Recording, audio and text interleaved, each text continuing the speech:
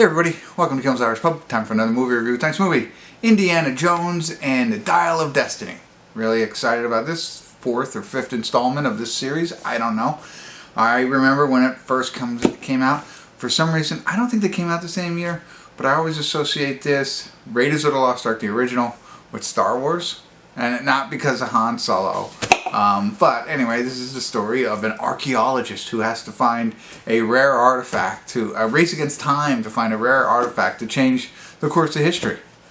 Just like any other one. So I don't know much about it. It is 2 hours and 35 minutes long, and it is a 6.8 on IMDb, and I'm sure a lot of people have seen it so far, rated it. And I can't see. Oh wait, there it is. There it is. Hold on 2 seconds. I'll tell you how many people. I'm sure you really care. 17,850 people rated it so far. 6.8. Not bad. So I'm kind of excited. Normally, I save these for the weekends. It's upcoming. I don't know when you're watching this. It's upcoming the Labor Day weekend. So there'll be no movie watching for me this weekend. Fantasy football, craziness, debauchery going on. So I had to just go for it tonight. Tuesday night, 2 hour and 30-minute long movie. Let's see. Stick around. Hopefully my review isn't that long. But I'll let you know.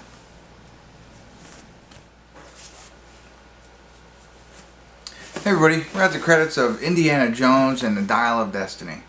And for somebody like me, and I think this will probably hit people differently. Somebody like me who really enjoyed the first one, loved the Raiders of the Lost Ark, and everything about it. This really connects because it is so reminiscent of the first film, and probably the other ones, and Temple of Doom, all of that stuff. I think that one, but it just had little pieces of that movie in this one, and it had big pieces, I guess, too. You know what I mean? Like the whole opening scene. Was awesome in this, and it's not a spoiler alert. It's just like in the first one in a sense, you know, and it's Indiana Jones and his little helper, who was a little bit different in the first one than in this one, but you know, just running through all this stuff, trying to you know, get away with artifacts and stuff like that. But it was really cool how they made him look young, right? So it starts off in the past, you know, 1939-ish, maybe in the 40s, maybe, I don't know, World War II, right? Whatever. You know, with the Nazis, because this is all about the Nazis. They say it a bunch of times. So I don't feel bad saying that because that's what they talk about in the movie. So it all starts off there, and then it comes forward to present time for them, which I think is 69, is what I believe it was. So it jumps like 30 years into the future or something like that, and then it shows Harrison Ford, you know, and not as young as he was in the original, and I thought that was really cool. What I didn't like was the fact that they didn't show like, hey, 30 years in the future or something like that. I was just like, what's going on? So you have to kind of catch up, and I'm kind of giving that away, but it's not like a spoiler, but you have to be smarter than me, you know. You just have to be more observant. I was like, wait, did I miss something? You know, that kind of just happened, but that's very small potatoes. Just sharing with you my experience while watching this. So that was there. And then, you know, everything else is just the same kind of thing. Even when they show the map, right? So they're going from wherever they're going to Sicily, right? And they show the plane flying over a map, and then they show the red line, you know, like that was in there. You know, all the you know, understanding the code and like the national treasure piece of things, you know what I mean? That was in it, and in the caves, like the Goonies. But even in the first one, yeah, it was all like that. In the first one, he stood up a staff with a light. I actually had an action figure that had the light. You just put the thing in the ground, and the light would shine, and it would tell you where the thing was. Like that was in the first one. It's not that exact thing, but like kind of similar stuff was in this. They had the strong female character in this, like they did, and they had like the short, round kind of character. In this, obviously not short round. So they introduced some new characters. They brought back some of the old ones, and it was a lot of fun. I thought it was interesting.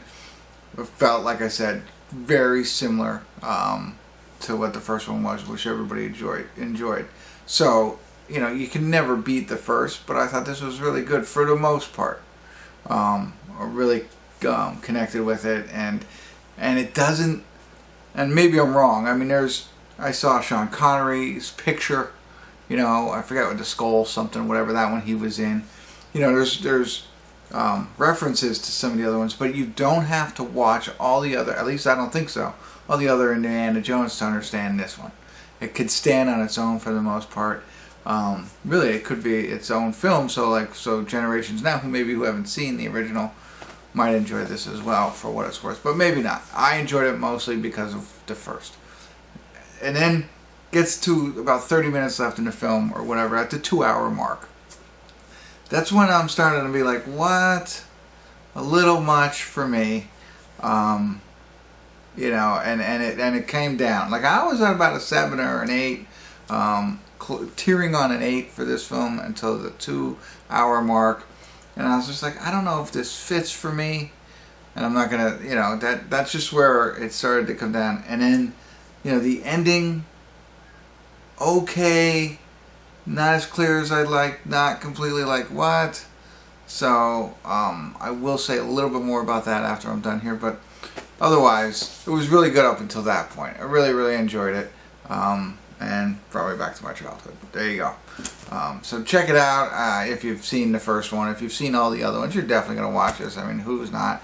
It is an investment, 2 hours and 30 odd minutes. You know, I mean, I know the credits are long, so whatever, but glad I did it. Glad I did it on a Tuesday, and I just have like a little gripe that I'll share with everybody. So, real quick, if you know, if you don't want to hear more about this film, spoiler alert, spoiler alert, spoiler alert, you could jump off real quick. So one, again, I don't want to ruin the film for you. I won't ruin the ending as much, but time travel, really?